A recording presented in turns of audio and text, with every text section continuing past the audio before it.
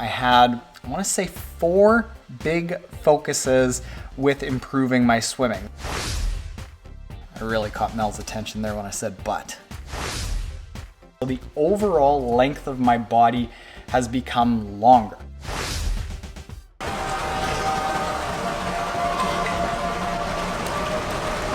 Morning, Trainiacs. That was a 3,000 meter swim in about an hour and 12 minutes. That did not feel good. That didn't, no. Even the floaty pants couldn't save that one. No.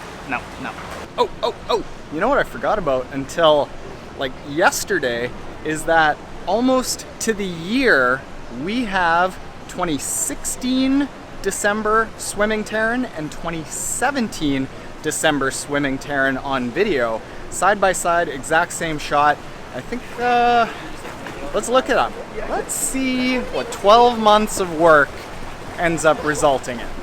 And over the course of 2017, I had, I want to say, 4 big focuses with improving my swimming. Those being, number 1, I wanted to not have my butt so high up. I really caught Mel's attention there when I said but. That'll make sense in a second here. Number 2, I wanted to have my elbow in a better position, that being not cutting back so quickly in the water ahead of my hand. The third thing was I wanted to have a bent elbow. I wanted it to be nice like that, so that it's not just my forearm that's acting as a solid surface in the water, but I've actually got the underside of my bicep. And the fourth thing was having a nice long vessel. So let's see how I did over the course of the year. So remember here that on top is just recently, on the bottom is a little over a year ago. And the first thing that we're gonna look at is what I'm talking about with not having my butt up close to the surface of the water. We'll let this play out and you can see what I mean. I'll pause it at a certain point that explains it perfectly.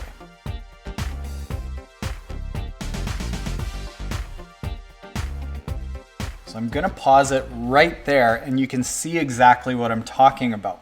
You can see that a year ago, that my body was like an upside down M, that I was trying to push my chest deeper into the water to bring my legs up and have that seesaw effect. But what was happening was, because I was like most triathletes, I used a pull buoy a lot and became reliant on it. I love my floaty pants. And this is why I say don't become reliant on those things, because what happens is you end up looking like this, where your chest gets pushed deep into the water, but your butt ends up coming up close to the surface of the water, and then your legs end up going down to counteract that. And what you see is I've got from a straight line from the bottom of my leg to my chest, there's about a 2-inch gap. And this front of my leg part here is actually creating drag. What you can also see is that my legs are sitting lower in the water, whereas just recently they're sitting a fair bit higher. It's almost one straight line, and everything that comes from my shoulders back is tucked in to that frontal surface area that's creating drag at the front of my stroke, which I can't get around, but it's tucked in behind. Whereas a little over a year ago, we've got my shoulders, but my chest is creating a bit of drag, the front of my hip is creating a little bit of drag, and you can see that my legs are sitting lower in the water, so they're creating a little bit more drag. So, project number 1 seems to have been improved. Now, the next thing that I wanted to improve was my elbow position. We can actually just kind of scoot forward here and see how I did with that. You can see right away that as I start pulling back, over a year ago, I was leading with my elbow. I was trying to slice through the water with my elbow as the first thing that was pulling back. Whereas just recently, I've worked on that a lot, and sure, the elbow is the first thing to go back. I don't have a perfectly vertical forearm. I'm gonna work on that, but you can see that in almost every frame, especially here, I'm starting the catch by creating surface area with my hand to push back. Whereas a little over a year ago, you can see that that hand is actually pushing down. It's not quite there, but it's getting there. Now let's see how I did with the bent elbow and getting that closer to 90 degrees. On the left is a year ago, on the right is just a few weeks ago. Currently, I still don't quite have that 90-degree bent elbow that you want. I didn't a year ago. Quite honestly, I don't see a lot of change here. And from that angle, I would almost say that my right arm has got worse potentially. That feels good. And then the final thing, I want to look at being a longer vessel, being stretched out. You can see a couple of things. Number one is that my arm is stretched out way further. The longer you are in the water, the more hydrodynamic you're going to be. Even with the same force, you're going to slide through the water longer for each stroke. So I'm more stretched out at the front.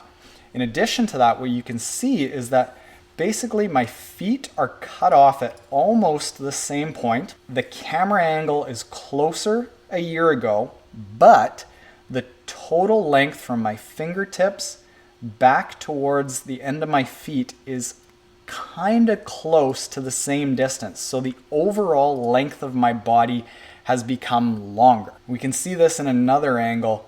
As I am as stretched out a year ago as much as I could possibly be, my elbow was still bent. I wasn't all the way out there getting as long as I possibly could, whereas now from my fingertips through the body all the way back to the feet is one long unit that is working together, sliding through the water on my side at about a 45-degree angle here, and I'm a lot longer, and I'm going to end up traveling further per stroke. After the entire year of work, and a lot of the changes came at the end of the year, I went from doing around a 1645 or so 1,000-meter time trial down to a 1607 or so 1,000-meter time trial. And one of the biggest changes that I made was that lengthening up the body. And I've got to give a shout out here to Jerry Rodriguez from Tower 26, who gave me just a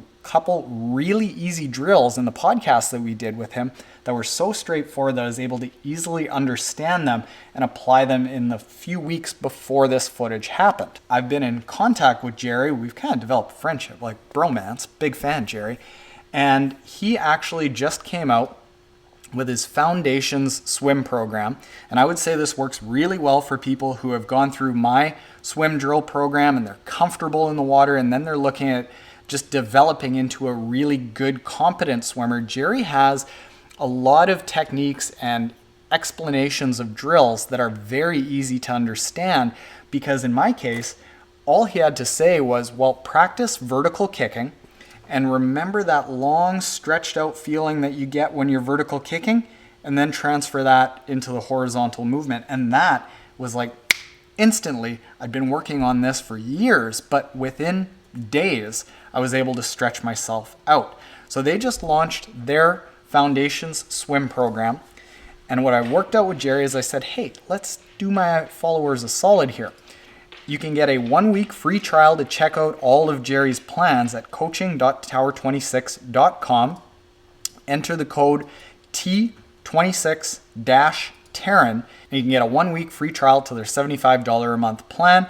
And that'll let you know if you are or aren't interested in it. Big fan, Jerry. Like I say, I don't make any money off of that. I just think that Jerry is a fantastic coach. The man has helped Lionel Sanders throughout the course of the last few years turn into actually a pretty good swimmer. So he knows what he's talking about. And on that note, I have a lot of bent elbow drills to do. Let's do them, Trainiacs. Hit that subscribe button below if you aren't already yet subscribed. And if you are subscribed, what are you working on improving in the swim this year? Comments below. Later.